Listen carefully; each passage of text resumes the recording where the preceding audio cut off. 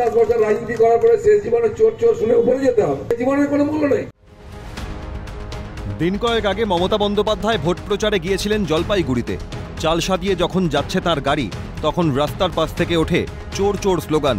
মমতাকে চোর স্লোগান প্রথম যিনি শুনিয়েছিলেন তিনি শুভেন্দু অধিকারী। বিধানসভার ভেতরে এই কটাক্ষ শুনতে হয়েছিল মমতা বন্দ্যোপাধ্যায়কে। সেদিন ঘটল রাস্তায়। মঙ্গলবার মমতা বন্দ্যোপাধ্যায়কে নিশানা দিলীপ ঘোষের। মুখ্যমন্ত্রী চিরদিন চোরদের সঙ্গে দাঁড়ান, দুর্নীতিগ্রস্ত লোকেদের দাঁড়ান, খুনিদের কাছে দাঁড়ান। সোমবার দিলীপ ঘোষের তোপের মুখে ছিলেন অভিষেক বন্দ্যোপাধ্যায়। অভিষেককে তীব্রভাবে আক্রমণ করেছিলেন দিলীপ ঘোষ। মমতা বন্দ্যোপাধ্যায়কে চোর স্লোগান শুনতে হচ্ছে ওর জন্যই। চেনা মেজাজে বিস্ফোরক ছিলেন বিজেপির প্রাক্তন রাজ্য সভাপতি। বাড়ির বউ থেকে মেয়ে, চাকর বাকর সবাইকে ইডি ডাকছে, রাস্তায় সোনা নিয়ে যাচ্ছে, লোক চোর চোর আওয়াজ দিচ্ছে।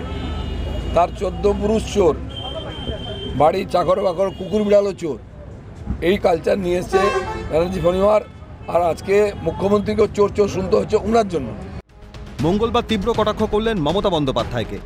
মানুষ আপনাকে মানবে না, তাই আপনাকে রাস্তায় চোর চোর স্লোগান শুনতে হয়। পার্টির ছিচকে চোররা শুনতো চোর চোর, আজ মুখ্যমন্ত্রীকে চোর শুনতে হচ্ছে। আরে ডুবে মরা উচিত, জীবন রেখে কি লাভ? 10 বছর রাজনীতি করার পরে শেষ জীবনে চোর চোর শুনে উপরে যেতে হবে, জীবনের কোনো মূল্য নেই। ভোটের উন্মাদনা রাজনৈতিক নিশানাকে কার্যত নিয়ে গিয়েছে ব্যক্তিগত পর্যায়ে।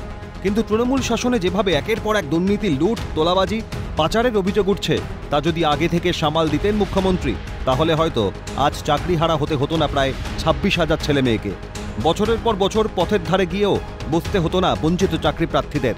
স্বভাবতই ভোটের মুখে শাসকের দুর্নীতি নিয়ে সরগরম রাজ্য রাজনীতি। বাজার গরম করার কথা বলা দিলীপ ঘোষও তাই যেন স্বমহিমায়। ক্যালকাটা নিউজ।